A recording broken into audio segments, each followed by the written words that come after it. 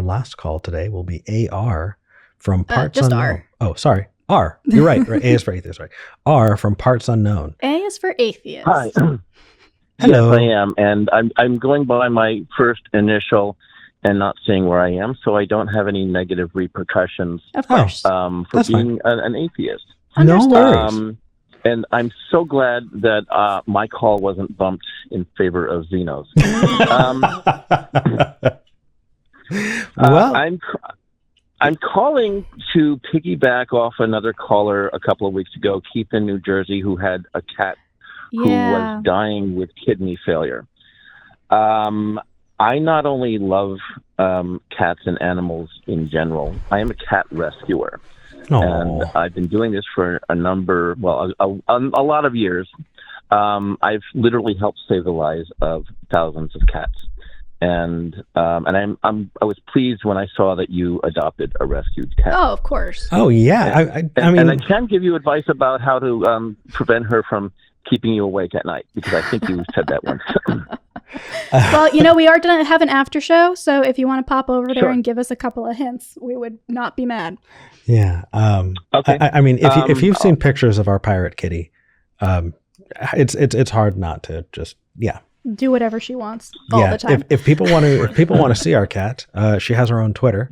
Her name is Moco. And it's at Spanish Booger. Yeah. Anyway. Okay. Anyway, so I have been in Keith's situations, among others, having lost 3 cats in the past 3 years, 2 of them to kidney failure and 1 to cancer. And when I've had this, like Keith, I've had people say, "Oh, I'll pray for you." And you know what? They are not doing it to be nice or compassionate. I know I'll get even atheists disagreeing with me on that, but I'm going to plant my flag on this hill.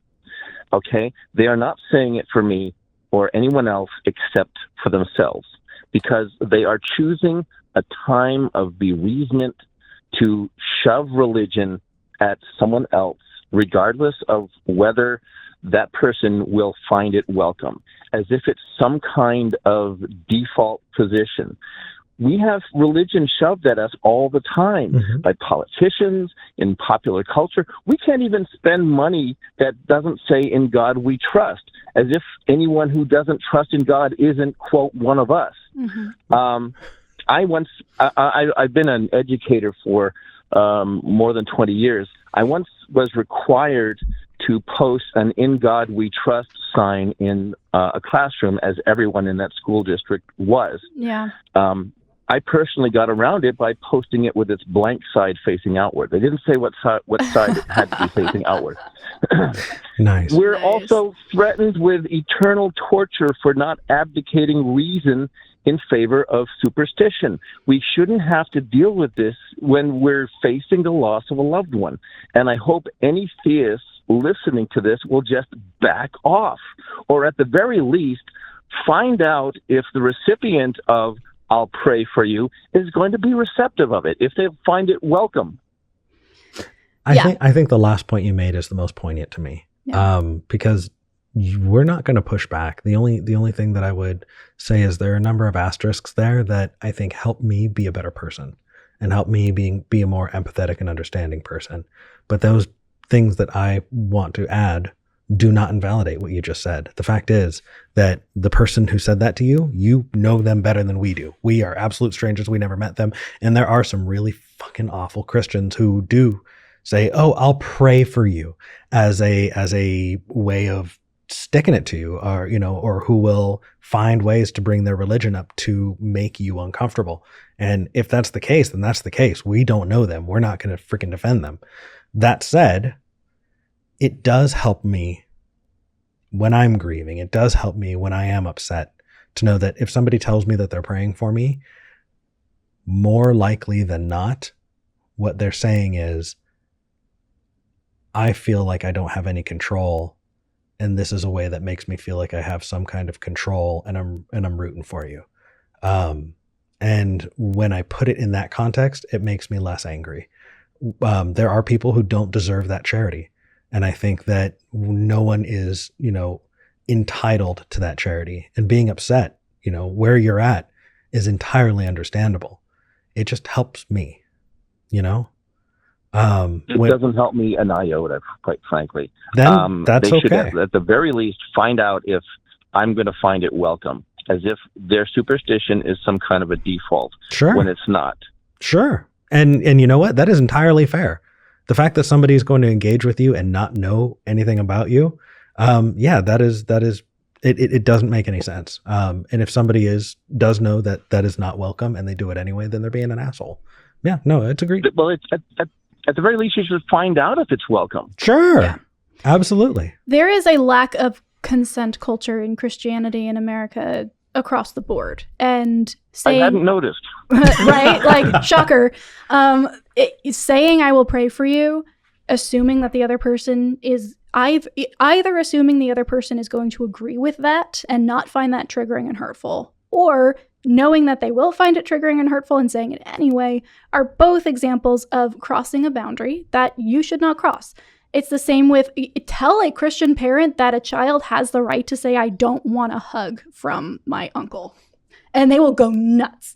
Tell a Christian that, I'm not a hugger. Do not hug me. Like, I ask before you touch me. Mm-hmm. What? I'm just being nice. I just love you. Give me a hug right now. Like, yeah, it's aggressive and it's not consent based, and it's just the way that culture is, and it's bad. It's not helpful. And in situations where the other person is dealing with grief or stress or hurt, and they have to then also deal with having that boundary violated, that just makes things worse for everybody involved. So yeah, if you are listening and you don't understand why this might be hurtful to somebody like R, that is a really good indication that maybe you should look at where you have boundaries in your own life and what you think about other people's boundaries. You don't have to agree with them for them to be real, right? If your boundary is do not ever say this to me ever, it doesn't matter if the other person thinks that's a reasonable boundary or not. That is a boundary. And they can talk to you about it if you want to, if you consent to that conversation. But otherwise, that's what you have to respect. You have to respect that. Well, and that's just... You know what? That was a fucking fire statement. I'm a big boy. I can take it when people say, I'll pray for you in other circumstances, and I'll just come back with something snarky. But here, they're shoving it in my face during a time of grief. Mm-hmm. Yeah. And that's a line that I won't let people cross. Good. Don't let people cross that line. And get mad if they do. The only thing we would ask then is be honest about that line. And if they cross it anyway, then you know that person's not worth being around anymore. Yep. Oh, yeah. Yeah. Perfect. Okay. Thanks a lot. Thank you, Art. And thank you for what you do. Rescuing cats is actually kind of really badass and awesome. It is. And it's... tell me about it. This weekend, I've passed the 200 mark for the year. Wow. Holy moly. Yeah, I know. So we're talking about roughly an average of a cat per day. Wow. So, yeah, it's exhausting. It's the amount of time I put into it is what, if I had like a full-time job plus overtime, and I do have a job. Oh, yeah. But, and I lose thousands of dollars per year doing this because I have to pay for the vet bills out of my own pocket. Wow. That is intense, and we're really happy people like you are out there. We are, and I'm glad that you're setting boundaries that you feel are comfortable and sticking to them. That's important, and it is valid. Mm-hmm. All right. Thank you so much. And where do I find you after the show to give you cat advice? If you go to tiny.cc/SC Discord, it's actually the link. Is it posted on the YouTube? Because I haven't been there before. Yeah, it is. It'll be in the description as a link. Yep. Sounds good. All right. Cool. Thanks a lot. Bye. Thank you. Yep. So before we move on to Super Chats, though, hey, everybody. Are you sick of the ads? Do you want to get your podcast without all of the interruptions?